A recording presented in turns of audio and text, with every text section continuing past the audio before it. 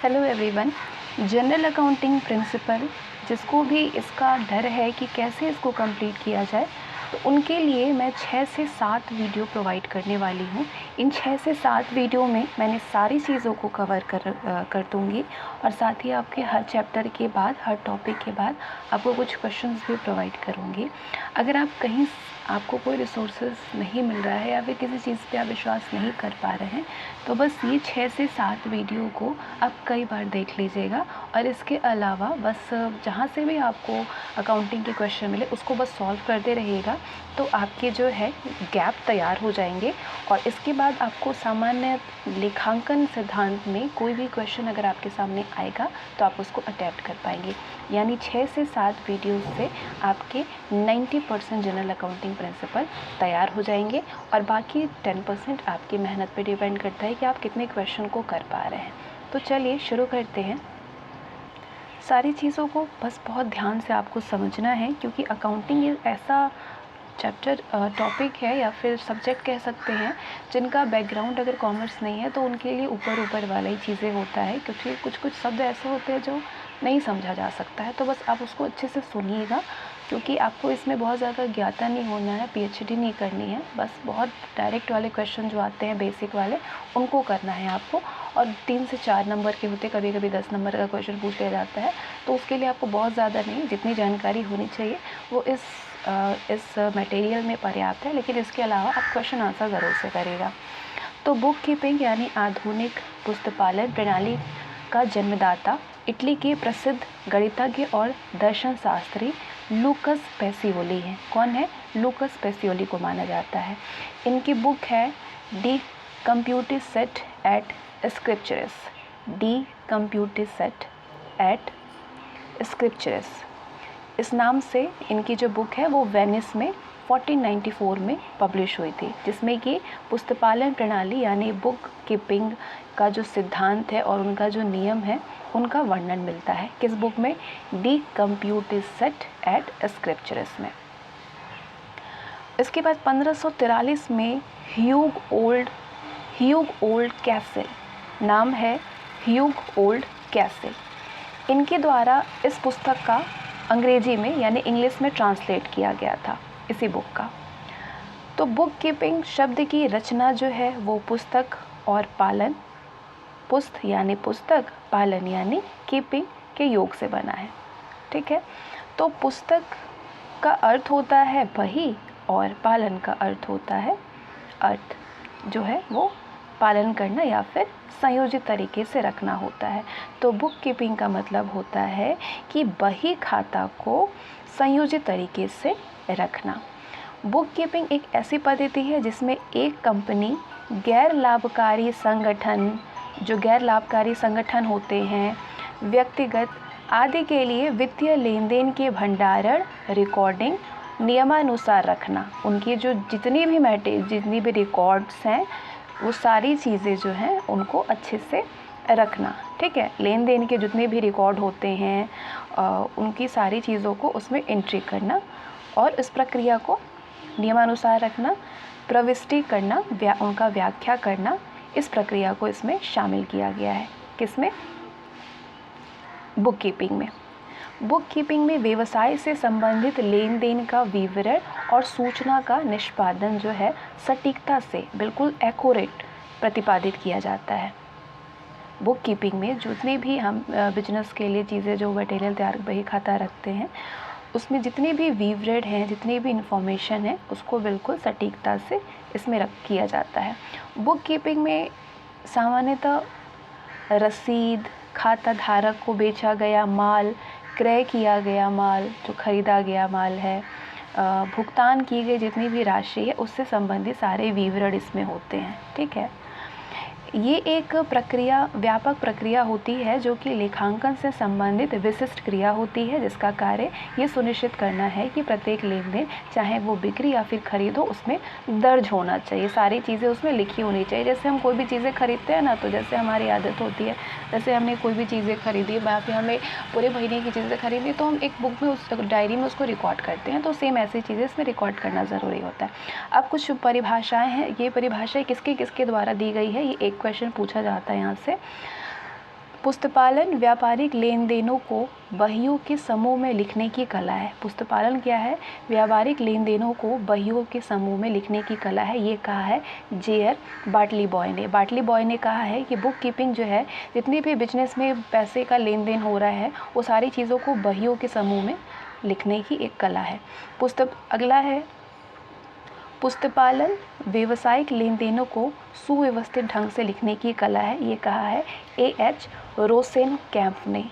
रोसेनकेम्फ ने कहा है कि पुस्तपालन व्यावसायिक लेन देनों को सुव्यवस्थित ढंग से लिखने की कला है। क्या है पुस्तपालन? कुछ इसके बारे में हम समझते हैं पॉइंट वाइज। पुस्तपालन विज्ञान माना जाता है क्योंकि ये एक क्रमबद्ध और व्यवस्थित ज्ञान को दर्शाता है। पुस्तपालन कला माना जाता है क्योंकि ये एक ऐसी व्यवस्था से संबंधित है जिसकी प्रथाओं के अनुसार लेन देन को रिकॉर्ड करने का कार्य किया जाता है। पुस्तपालन की प्रारंभिक इकाई है रोजनामचा प्रविष्टि, उसमें जनरल रिकॉर्ड करना, एंट्री करना। पुस्तपालन की बहियों की प्रकृति और संख्या व्यवसाय की प्रकृति पर निर्भर करती है। जैसा व्यवसाय है का स्वरूप है, बिल्कुल वैसे ही उसमें बही रिकॉर्ड किया जाएगा, बही में किया जाएगा। पुस्तपालन में आर्थिक लेन देन किसी विशेष समय या फिर अवधि से संबंधित होती है। ये 5 पॉइंट आप याद कर लीजिए क्योंकि यहाँ से क्वेश्चन डायरेक्ट बन सकते हैं कि पुस्तपालन विज्ञान माना जाता है क्योंकि ये एक क्रमबद्ध और व्यवस्थित ज्ञान को दर्शाता है। पुस्तपालन कला माना जाता है क्योंकि एक ऐसी व्यवस्था है जिससे संबंधित जिसकी प्रथाओं के अनुसार लेन देनों को रिकॉर्ड करने का कार्य किया जाता है। पुस्तपालन की प्रारंभिक इकाई रोजनामचा प्रविष्टि होती है। पुस्तपालन की बहियों की प्रकृति और संख्या उसके व्यवसाय की प्रकृति पर निर्भर करती है और पुस्तपालन में आर्थिक लेन देन किसी विशेष समय या अवधि से संबंधित होते हैं। इसके बाद इस छठे पॉइंट को भी याद कर लीजिए कि व्यावसायिक लेन देनों को आर्थिक परिणामों को, व्यावसायिक जो लेन देन है उसके आर्थिक परिणामों को बुक कीपिंग की जो बहियां है, खाता है, उससे जाना जा सकता है। जैसे कि क्रय विक्रय, नगद संपत्ति, जो भी चीज़ें हुई है लेन देन में, वो सारी चीज़ें इसमें लिखा माना जाता है। आगे बात करते हैं लेखांकन सूचनाओं का क्या उपयोग है, इसका क्या उपयोग करते हैं हम। लेखांकन सूचनाएं सभी संबद्ध पक्षों को संप्रेषित की जा सकती है। लेखांकन सूचनाओं के क्या क्या तरीके हैं, किस तरीके से इसका यूज़ कर सकते हैं वो जानिए, क्योंकि जितनी भी पॉइंट वाइज चीज़ें हैं यहीं से क्वेश्चन बनते हैं, चाहे वो स्टेटमेंट में बने चाहे वो डायरेक्ट MCQs में बने। तो क्या क्या तरीके हैं इसके प्रयोग करने के? व्यापारिक उपलब्धियों का मापन करना, लेखांकन नियंत्रण, तुलनात्मक अध्ययन करना, भविष्य की योजना बनाना, वैधानिक अध्ययन के स्वरूप का निर्धारण करना, व्यावहारिक निर्णय लेना, योजनाओं का निर्धारण करना। ये 7 तरीका प्रयोग करने का तरीका होता है। किन किन चीज़ों में हम कर सकते हैं लेखांकन सूचनाओं का प्रयोग? व्यापारिक उपलब्धियों के मापन में, लेखांकन नियंत्रण में, तुलनात्मक अध्ययन करने के लिए कि किसमें कितना गया है, भविष्य की, क्योंकि जब हम सारी लिस्ट तैयार करेंगे तभी तो हम पता करेंगे कि हमने यहाँ ज़्यादा पे किया था या फिर यहाँ से ज़्यादा लेन देन किया था। भविष्य की योजना बनाना, वैधानिक अध्ययन के स्वरूप का निर्धारण करना, व्यापारिक निर्णय लेना और योजनाओं का निर्धारण करना। लेखांकन सूचनाओं के उपयोगकर्ता कौन कौन होते हैं, कौन उपयोग करते हैं? तो व्यापार का स्वरूप चाहे बड़ा हो या फिर बड़ा लेवल पे व्यापार हो या फिर छोटा हो, उसकी मूल भाषा लेखांकन ही होती है, जिसके आधार पर उपयोगकर्ता व्यापार से संबंधित उचित निर्णय लेते हैं। तो कौन कौन लेते हैं? व्यापार का स्वामी, जो प्रॉपर्टीज़ होता है जिसका, जो स्वामी उसके होते हैं, जिसको बोलते हैं दी प्रॉपर्टीयर ऑफ बिजनेस। व्यापार का स्वामी जब अपने व्यापार में पूंजी लगाता है तो उसका मुख्य उद्देश्य अधिकतम लाभ करना होता है, लाभ अर्जन करना होता है। जब वो कोई भी मालिक है किसी चीज़ पे पूंजी लगाता है तो वो सोचता है उससे अत्यधिक लाभ पाएँ। तो वो लेखांकन का प्रयोग करके जान सकता है कि व्यापार किस दिशा में जा रही है, क्या हमें लाभ हो रहा है, कितना लाभ हो रहा है और व्यापार की स्थिति क्या है। तो सबसे पहला उपयोगकर्ता कौन है? व्यापार का स्वामी। इसके बाद प्रबंधक, मैनेजर, व्यापार में भविष्य की योजना और व्यवसायिक कार्यकलाप का मूल्यांकन लेखांकन के माध्यम से मैनेजर करता है। उसके किस तरीके से उसका क्या हम आगे क्या उसमें डेवलपमेंट कर सकते हैं, क्या कुछ ऐड ऑन कर सकते हैं, ये सारी चीज़ों का मूल्यांकन जो है वो लेखांकन के माध्यम से ही मैनेजर जो है वो करता है।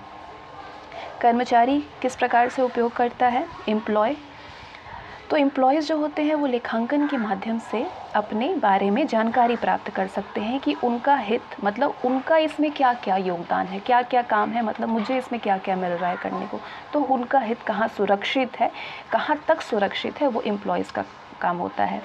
लेनदार की बात करें, क्रेडिटर्स का, तो उधार माल बेचने वाले और उधार सेवाएं देने वाले ये जान सकते हैं कि व्यापार में कितना उधार और कितना ऋण विनियोग किया जा सकता है, कितना उधार किया जा सकता है और कितना जो है उसमें ऋण विनियोग मतलब आपके जो भी कह सकते हैं ऋण, वो किस तरीके से विनियोग किया जा सकता है। मुझे इसकी एग्जैक्ट मीनिंग नहीं याद आ रही है, ठीक है, तो आप समझ लीजिए क्योंकि इतने समझदार तो आप हैं ही। सरकार की बात करें, गवर्नमेंट, तो उनका क्या उपयोग है लेखांकन में, सरकार किस तरीके से उपयोग करता है। लेखांकन सूचनाओं के माध्यम से गवर्नमेंट समाज के जो निम्न वर्ग के, जो छोटे वो व्यापारी हैं, निम्न वर्ग के लिए योजना का निर्धारण कर सकते हैं। निम्न वर्गों के लिए योजना का निर्धारण कर सकती है सरकार लेखांकन सूचनाओं के माध्यम से। लेखांकन के माध्यम से सरकार भविष्य की योजनाओं का क्रियान्वयन करती है कि आगे किस तरीके की स्कीम्स हमें बनानी है। निवेशक की बात करें, जो इन्वेस्टर्स होते हैं, वो उनका क्या यूज़ होता है लेखांकन सूचनाओं में, किस प्रकार से उपयोग करते हैं। तो जो इन्वेस्टर होते हैं वो लेखांकन सूचनाओं के माध्यम से ये जान सकता है कि किस व्यापार में उसने कितना निवेश करना है, कितना इन्वेस्ट करेंगे हम इसमें, कौन सा इन्वेस्ट जो है वो उसके लिए हितकारी सिद्ध हो सकता है, किस पे हम पूंजी लगाएंगे तो उससे हमें ज़्यादा लाभ प्राप्त होगा। तो ये इन्वेस्टर्स का काम है। इसके बाद लोकल कम्युनिटी किस प्रकार से उपयोग करते हैं। स्थानीय समुदाय, स्थानीय जो लोग होते हैं वो लेखांकन सूचनाओं के माध्यम से अपने लिए सकारात्मक और नकारात्मक प्रभाव को जान सकते हैं कि हमें लाभ है या हानि है। क्या विधियाँ होती हैं लेखांकन की, तो अब ये विधि भी इम्पॉर्टेंट है आपके लिए, इसको जानना भी। सिंगल एंट्री सिस्टम, यहाँ से क्वेश्चन बनते हैं ज़्यादातर। इकहरी लेखा प्रणाली जिसको बोलते हैं, इसे अपूर्ण बही खाता प्रणाली भी कहा जाता है। इस प्रणाली में कुछ लेन देनों का लेखा दो खाते में किया जाता है। ये जो सिस्टम होता है सिंगल एंट्री सिस्टम, इसमें लेन देनों का दो खाते में लेखा किया जाता है, कुछ लेन देन का है और कुछ का एक खाते में, और कुछ का लेखा किया ही नहीं जा सकता है।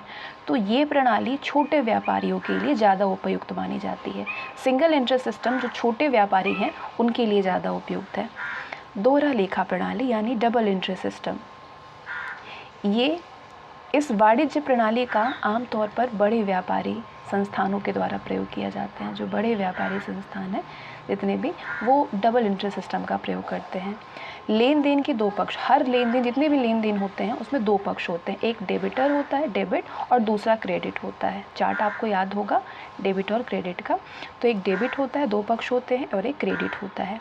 ये जो प्रणाली है डबल एंट्री सिस्टम, ये सबसे वैज्ञानिक और तकनीकी रूप से संगठित माना जाता है। आपसे पूछा जाए कि संगठित लेखा प्रणाली विधि कौन सी है लेखांकन का, तो आप कहेंगे डबल एंट्री सिस्टम। तीसरा होता है इंडियन सिस्टम। भारतीय प्रणाली क्या है, तो इस प्रणाली को देशी बही खाता प्रणाली और महाजनी खाता प्रणाली भी कहते हैं। देशी बही खाता प्रणाली तथा महाजनी खाता प्रणाली कहते हैं इंडियन सिस्टम को। इस प्रणाली का प्रयोग भारत की विभिन्न भाषाओं में किया जाता है। चौथा है कैश सिस्टम यानी नगद प्रणाली। ये सारी विधियां हम समझ रहे हैं किस तरीके से क्या क्या विधि होती है लेखांकन की। ये जो सिस्टम होता है इसमें रोकड़ बही से लेन देन का लेखा किया जाता है, इसमें कि नगद प्राप्ति और नगद भुगतान का उल्लेख होता है कि कितना नगद प्राप्त हुआ है, कितना हमने भुगतान किया है, उसका उल्लेख होता है। कैश से ही समझ में आ रहा है तो बहुत ज़्यादा समझने की ज़रूरत नहीं है। और तो नगद प्रणाली और भुगतान का उल्लेख इसके सिस्टम के द्वारा होता है, जिसके माध्यम से भुगतान खाता, आय व्यय खाता और आर्थिक चिट्ठा बनाया जाता है। जब हमें कैश के बारे में पता, रिकॉर्ड मालूम हुआ कितना भुगतान हुआ है, कितना हमें अर्जित हुआ है, जब ये जानेंगे तभी तो हम जो आय खाता, व्यय खाता, आर्थिक चिट्ठा वो बना पाएंगे। तो बस ये सिस्टम इसलिए होता है।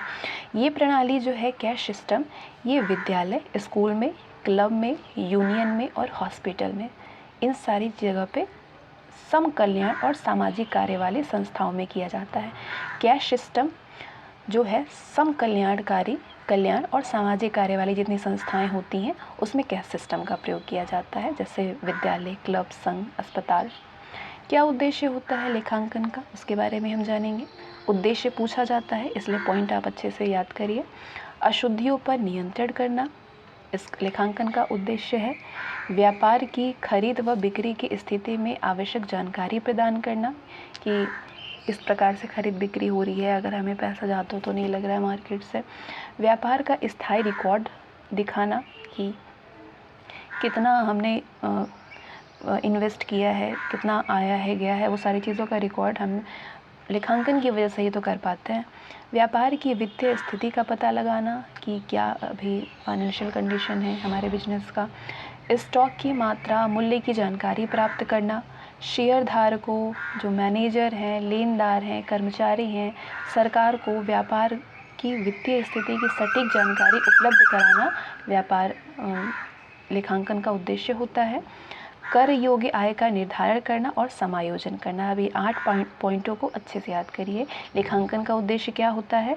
अशुद्धियों पर नियंत्रण करना, व्यापार की खरीद व बिक्री की स्थिति में आवश्यक जानकारी प्रदान करना, व्यापार का स्थायी रिकॉर्ड दिखाना, व्यापार की वित्तीय स्थिति का पता करना, स्टॉक की मात्रा और मूल्य की जानकारी प्राप्त करना, शेयर धारकों, प्रबंधकों, लेनदार, कर्मचारी, सरकार को व्यापार की वित्तीय स्थिति की सटीक जानकारी उपलब्ध कराना, कर योग्य आय का निर्धारण करना, टैक्स का, और समायोजन करना। ये 8 उद्देश्य होता है।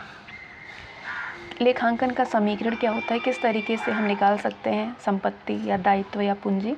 तो लेखांकन समीकरण, जिसको स्थिति विवरण समीकरण भी कहा जाता है, उसका फॉर्मूला होता है संपत्तियाँ इक्वल टू दायित्व प्लस पूंजी।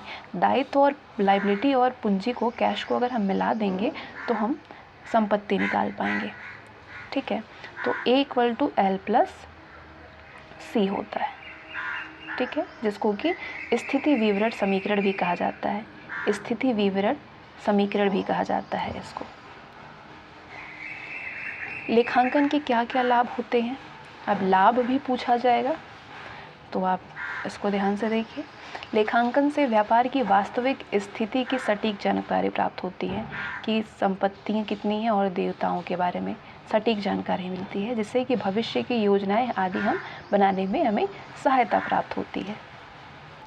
दूसरा, लेखांकन कर्मचारियों के छल कपट से बचने में महत्वपूर्ण भूमिका निभाता है। अगर हमारे पास सारे रिकॉर्ड होंगे तो हमारे साथ कोई छल कपट होगा ही नहीं कि हमने पैसा यहाँ लग गया वहाँ लग, सारे चीज़ों का तो रिकॉर्ड है ही।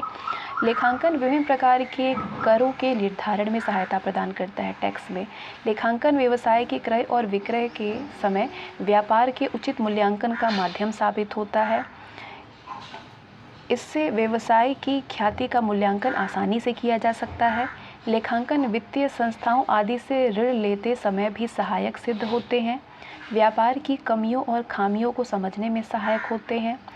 न्यायालय और किसी भी व्यक्ति को दिवालिया घोषित किए जाने के निर्णय में भी लेखांकन महत्वपूर्ण भूमिका निभाता है। रिकॉर्ड रहेगा तभी तो होगा। विभिन्न वर्षों के अपने प्रदर्शन के तुलनात्मक अध्ययन करने में भी लेखांकन सहायता प्रदान करता है। जब हमारे पास सारी चीज़ों का रिकॉर्ड होगा तभी तो हम कंपेयर कर पाएंगे कि पहले कितना थे, अब कितना है, पहले से कम है या फिर ज़्यादा है। साथ ही प्रतिद्वंदी व्यवसाय से भी, मतलब जो हमारे कंपटीटर हैं, उनके साथ भी तुलनात्मक अध्ययन किया जा सकता है लेखांकन के माध्यम से। तो आइए हम चक्र समझते हैं लेखांकन का। लेखांकन चक्र एक वित्तीय वर्ष का होता है, यानी 12 महीने का होता है, जिसको एक वित्तीय वर्ष कहते हैं। आपसे पूछा जाए लेखांकन चक्र कितने का होता है, तो एक वित्तीय वर्ष का होता है, जो कि लेन देनों के तत्काल बाद होता है। रोजना मचा प्रविष्टियों के निर्माण से शुरू होकर के खाते के अंतिम, रोजना मचे से शुरू होता है जो ट्रांजैक्शन है। ठीक है, ट्रांजैक्शन होता है। उसके बाद रोजना मचे प्रविष्टियों से के निर्माण से शुरू होकर के और इसके बाद खाता बही के निर्माण पर जाकर के ख़त्म हो जाता है। ठीक है, ट्रांजैक्शन के बाद पहले ट्रांजैक्शन होता है, फिर उसके बाद जनरल एंट्री में जाते हैं, उसके बाद लेज़र में जाकर के अपना पूरा खाता बही कंप्लीट कर दिया जाता है। ये चक्र होता है, याद रखिएगा। उसके बाद तुलन पत्र में यानी ट्रायल बैलेंस में जाएगा, फिर व्यापारिक खाते में, उसके बाद देखा जाएगा कि लाभ हानि हुआ है या नहीं, तो लाभ हानि अकाउंट में जाएगा। फिर उसके बाद आर्थिक चिट्ठी यानी बैलेंस शीट में। तो ये रोजनामचा प्रविष्टि शुरू होकर के अंतिम चिट्ठे में जाकर ख़त्म हो जाता है। ट्रांजैक्शन होता है, फिर जनरल एंट्री होती है उसमें, इसके बाद खाता बही देखा जाता है, फिर कंपेयर होता है ट्रायल बैलेंस तुलन पत्र में, फिर व्यापारिक खाता अकाउंट होता है यानी ट्रेडिंग अकाउंट, उसके बाद लाभ हानि अकाउंट में जाता है, फिर अंतिम खाते पे जाकर ख़त्म हो जाता है, आर्थिक चिट्ठा बनता है। इसकी आधारभूत लेखांकन शब्दावली देखेंगे हम, किसका किसका क्या है, शब्दावली पूछे जाते हैं। व्यापारिक सौदा की बात करें तो व्यापार में मुद्रा या मुद्रा के मूल्य का हस्तांतरण व्यापारिक सौदा कहलाता है, व्यापारिक सौदा कहलाता है। पूंजी की बात करें तो पूंजी बराबर होता है कुल संपत्ति माइनस दायित्व, जितनी कुल संपत्तियां हैं उसमें से जो दायित्व लगा है उसको निकाल देंगे तो पूंजी निकल पाएगा। हमें पूंजी के बारे में मालूम चल जाए कितना पूंजी है। पूंजी दो प्रकार के होते हैं, स्थायी पूंजी और कार्यशील पूंजी। स्थायी पूंजी यानी फिक्स्ड कैपिटल, स्थायी संपत्तियों जैसे कि भूमि, भवन और मशीनरी आदि के संदर्भ में निवेशित की गई राशि स्थायी पूंजी होती है। और कार्यशील पूंजी की बात करें यानी वर्किंग कैपिटल, तो चालू संपत्तियों में से चालू दायित्व को निकाल देंगे तो कार्यशील पूंजी के बारे में हमें मालूम चल जाता है। चालू संपत्तियों का चालू दायित्व पर आधिक्य कार्यशील पूंजी कहलाता है। चालू संपत्तियों का चालू दायित्व पर आधिक्य जो है वो कार्यशील पूंजी कहलाता है।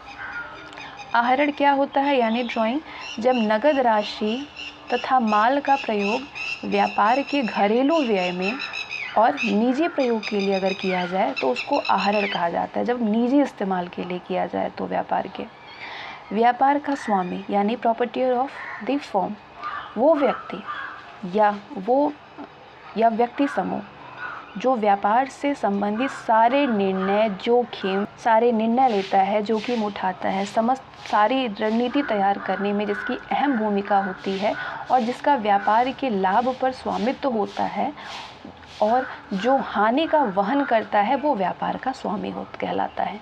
एकाकी व्यापार में एक व्यक्ति साझेदारी फर्म में सभी साझेदार और संयुक्त पूंजी कंपनी में सभी हिस्सेदार जो हैं वो स्वामी कहलाते हैं। एकाकी व्यापार में एक व्यक्ति साझेदारी फर्म में सभी साझेदार और संयुक्त पूंजी कंपनी में सभी जो हिस्सेदार होते हैं वो स्वामी कहलाते हैं। चल या चालू संपत्तियां क्या होती हैं? करेंट और फ्लोटिंग एसेट्स। हार्वर्ड और अपटन के अनुसार सामान्य रूप से चालू संपत्तियों का अभिप्राय उन संपत्तियों से होता है जो कि व्यापार की सामान्य प्रक्रिया के द्वारा अल्पकाल के लिए, थोड़े समय के लिए, प्रायः 1 वर्ष के अंतर्गत रोकड़ में परिवर्तित हो जाए। 1 वर्ष के ही अंत में जो है वो रोकड़ में अगर चेंज हो जाए, जैसे कि देनदार, व्यापारिक रहतियाँ आदि, ये सारे चाल या चालू संपत्तियों में आते हैं। अस्थायी संपत्तियों में तरल संपत्तियां शामिल होते हैं। लिक्विड एसेट जो है वो अस्थायी संपत्तियों में आते हैं। मूर्त संपत्तियों की बात करें यानी टेंजिबल एसेट्स, तो वो संपत्तियां जिनको हम देख और स्पर्श कर सकते हैं, वो सारी संपत्तियां, जैसे जो भी संपत्ति हम तैयार करते हैं उसको हम देख भी पा रहे हैं, छू भी पा रहे हैं, वो सारे जो हैं वो मूर्त संपत्ति के अंतर्गत है। जैसे कि भूमि हो गया, ज़मीन हो गया, घर हो गया, कोई मशीनरी सामान हो गया, तो ये सारी संपत्तियों को हम छू भी सकते हैं, देख भी सकते हैं, तो ये मूर्त में आते हैं। अब मूर्त संपत्तियों की बात करें तो इंटेंजिबल यानी वो संपत्तियाँ जिनका भौतिक रूप देखा ही ना, कोई भौतिक स्वरूप ही ना हो, वो संपत्तियाँ आपकी आती हैं अमूर्त संपत्ति में। जैसे कि हमें ख्याति प्राप्त हुई या व्यापारिक कोई चिन्ह होगा, तो इस तरीके से इस चीज़ों को हम, इनका कोई भौतिक स्वरूप नहीं है, ये अमूर्त में आएगा। लायबिलिटीज़ की बात करें, ये क्या होता है? दायित्व। कोई भी व्यक्ति जिसका व्यापार के लिए धनराशि लेता है, कोई व्यक्ति व्यापार के लिए यदि धनराशि लेता है जो उसको बाद में चुकाना पड़े, कि मतलब हमने ये चीज़, जैसे हमने ऋण ले लिया है या फिर पैसे ब्याज पे होता है ना, ले लेते हैं, उसके बाद उसको बाद में चुकाते हैं, तो उसको दायित्व कहा जाता है, उसका दायित्व है। दीर्घकालीन दायित्व क्या होता है? Long term liabilities. तो सामान्य रूप से 1 वर्ष की अवधि के बाद देय दायित्व दीर्घकालिक दायित्व कहलाता है। लंबे समय के बाद, 1 वर्ष में, मतलब 1 वर्ष की अवधि के बाद यदि दे करता है वो, तो उस दायित्व को दीर्घकालीन दायित्व कहते हैं। जैसे बॉन्ड, वित्तीय संस्था से लिया गया अवधि ऋण, कि हम मतलब एक टाइम ड्यूरेशन होता है कि मैं 1 साल के लिए इसके ले रहा हूँ, तो वो क्या है? दीर्घकालीन दायित्व के अंतर्गत आता है। पूंजीगत प्राप्तियाँ क्या होती हैं? Capital receipts. पूंजीगत प्राप्तियाँ एक प्रकार की राशि होती है जो कि व्यापार के लिए दूसरों के द्वारा प्रदान की जाती है और ऋण के योगदान का प्रतिनिधित्व करती है। एक प्रकार से ये भी राशि होती है, लेकिन ये दूसरों के द्वारा दिया जाता है और ऋण योगदान के लिए, उधार के लिए प्रतिनिधित्व करता है। और ये एक निश्चित परिसंपत्ति के बिक्री मूल्य का प्रतिनिधित्व भी करता है। पूंजीगत प्राप्ति। राजस्व प्राप्तियाँ क्या होता है? रेवेन्यू रिसिप्ट्स, कोई भी आय जो माल की बिक्री पर आय, निवेश पर ब्याज, कमीशन, किराए के रूप में यदि प्राप्त हो तो वो राजस्व प्राप्तियों के अंतर्गत आता है। कोई भी पैसा आ रहा है, वो कोई ब्याज हो किसी चीज़ का, या कमीशन मिल रहा है, या किराए के रूप में यदि हमको प्राप्त हो रहा है तो वो राजस्व प्राप्तियाँ उसको कहा जाता है। स्थगित आयगत व्यय क्या होता है? डिफर्ड रेवेन्यू एक्सपेंडिचर, वो आयगत व्यय जिस पर लाभ व्यापार को वर्तमान वर्ष में होने के साथ साथ भविष्य में भी प्राप्त होता है, वो स्थगित आयगत व्यय कहलाता है। जैसे विज्ञापन, प्रारंभिक व्यय, ये सब अभी तो प्राप्त हो ही रहा है, साथ में भविष्य में भी इसका लाभ प्राप्त होगा, तो वो स्थगित आयगत व्यय होता है। क्रय वापसी, परचेस रिटर्न, क्रय किए गए माल में कुछ माल किसी कारणवश हमें वापस दे दिया जाता है, तो उसी वापस दे दिए जाने को क्रय वापसी कहा जाता है। और विक्रय वापसी की बात करें तो व्यापार में माल जब ग्राहक के द्वारा विक्रेता को वापस यदि किया जाता है तो वो विक्रय वापसी कहलाता है। रहतिया क्या होता है? स्टॉक, किसी अवधि के अंत में अविकृत मदों, अर्धनिर्मित मदों आदि का मूल्य रहतिया कहलाता है। आधारभूत प्रलेख क्या होता है? वाउचर डॉक्यूमेंट्स, व्यापार की बाह्य आर्थिक क्रियाओं से संबंधित लिखित जो प्रलेख होते हैं वो आधारभूत प्रलेख कहे जाते हैं। व्यापारिक छूट क्या होता है? जब विक्रेता के द्वारा स्वतः क्रेता को क्रय मूल्य पर कुछ कटौती दी जाती है तो वो व्यापारिक छूट कहलाती है। नगद छूट क्या होता है? विक्रेता के द्वारा क्रेता को नगद बिक्री के समय या निश्चित समय के अंदर भुगतान करने पर दी जाने वाली जो निश्चित छूट होती है वो नगद छूट कहलाती है। ऋणी या देनदार क्या होते हैं? डेप्टर्स, व्यापार की रकम जिस व्यक्ति या संस्था के पास बकाया होता है उसको ऋणी कहते हैं। लेनदार, व्यापार के ऊपर व्यक्ति या संस्था जिसका बकाया हो, व्यापार के ऊपर, बिजनेस के ऊपर, उसको बोलते हैं लेनदार। यहीं से आपने लेखांकन के बारे में एक छोटा मोटा कह सकते हैं, ये हमने जनरल इंट्रोडक्शन पाया है, जनरल अकाउंटिंग प्रिंसिपल का इंट्रोडक्शन से। अब इंट्रोडक्शन से भी आपने देखा होगा 2021 में क्वेश्चन पूछा गया था, आपने देखा होगा डायरेक्ट क्वेश्चन पूछा था, तो यहाँ से पूछा गया था, बिल्कुल बेसिक सा पूछा था। अब इस बेसिक से क्वेश्चन टॉपिक से जो हमने पढ़ा है सारी चीज़ें, अब उससे रिलेटेड हम 24 क्वेश्चन को अटेम्प्ट करेंगे। इसी तरीके से जो 6 से 7 वीडियो आएंगी, आपको इसी तरीके से सारी चीज़ें समझाई जाएगी, फिर उससे रिलेटेड कुछ क्वेश्चन कराई जाएगी, पूरी तरीके से आपका ये टॉपिक कवर हो जाएगा। जो भी आपने पढ़ा है उसको खुद से आंसर करिएगा। पुस्तपालन संबंधित प्रथम पुस्तक कब प्रकाशित हुई थी? आपको याद होगा स्टार्टिंग में ही हमने पढ़ा है कब प्रकाशित हुई थी, तो ये आपका 1494 में प्रकाशित हुई थी। कार्यालय भवन, और पूछा जाए किसके द्वारा प्रकाशित हुए थे, तो लूकस पेसियोली के द्वारा। कार्यालय भवन का भाड़ा 5000 दिया है, मतलब किराया दिया है कार्यालय भवन का, तो ये किसके अंतर्गत आएगा? ये लेन देन के अंतर्गत आएगा। नेक्स्ट, वित्तीय वर्ष के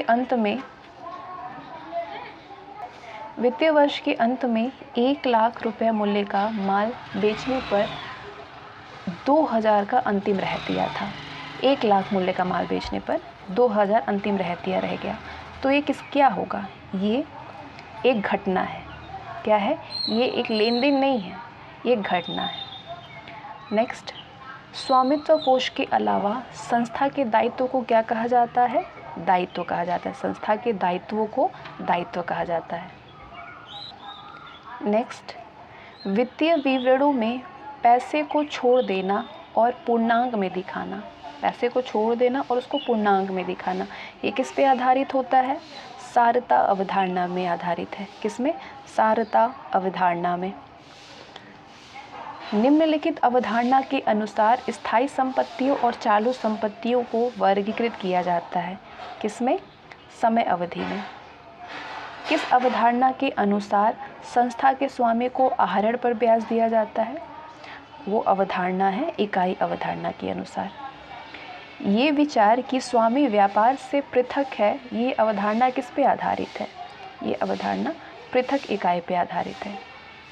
नेक्स्ट है, लागत मूल्य पर स्थायी संपत्तियों का अभिलेखन पालन करने का विश्वास दिलाता है। किसका विश्वास दिलाता है? लागत अवधारणा का।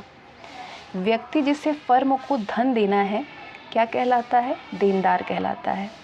निम्नलिखित में से चालू दायित्व कौन सा है? 12% ऋण पत्र, अंश पूंजी, आधिक्य, लेनदार। कौन सा चालू दायित्व है? चालू दायित्व है लेनदार। इनमें से कौन सी काल्पनिक संपत्ति है? भूमि, ख्याति, भवन, प्रारंभिक। ये काल्पनिक की बात हो रही है। कौन सी काल्पनिक है? ख्याति प्राप्त होना, ये काल्पनिक सी बात है।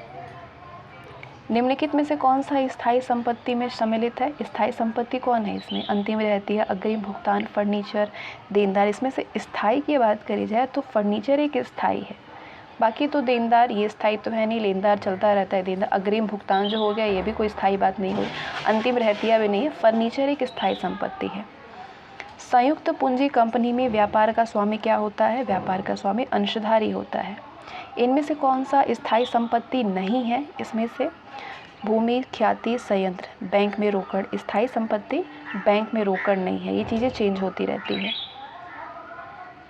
साझेदारी फर्म में स्वामी क्या होता है? साझेदारी फर्म में स्वामी सभी साझेदार होते हैं, सभी साझेदार स्वामी होते हैं। व्यय जिसका लाभ व्यापार के वर्तमान वर्ष में प्राप्त होने के साथ साथ भविष्य में भी प्राप्त होता है, वो क्या कहलाता है? पूंजीगत व्यय कहलाता है। कि हमने पूंजी लगाया तो वो पूंजीगत व्यय हो गया। नेक्स्ट है, भारतीय वस्तु विक्रय अधिनियम 1930 की धारा 2 के 8 के अनुसार एक व्यक्ति उस समय दिवालिया घोषित किया जाता है जब वो व्यक्ति की सामान्य प्राप्ति में अपने ऋण के भुगतान में असमर्थ होता है। जब वो व्यवसाय की जो व्यक्ति जो है वो व्यवसाय की सामान्य प्राप्ति जितनी प्राप्ति होनी चाहिए उसमें से अपने ऋण के भुगतान देने में, ऋण का भुगतान करने में असमर्थ होता है, तो फिर वो दिवालिया घोषित हो जाता है। किस अधिनियम के अंतर्गत?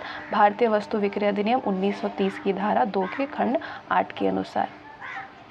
किसी भी व्यवहार के तुरंत बाद उक्त व्यवहार को जिस बही में लिखा जाता है उसको क्या कहते हैं? उसको रद्दी बही कहते हैं। लेखांकन की भाषा क्या कहलाती है?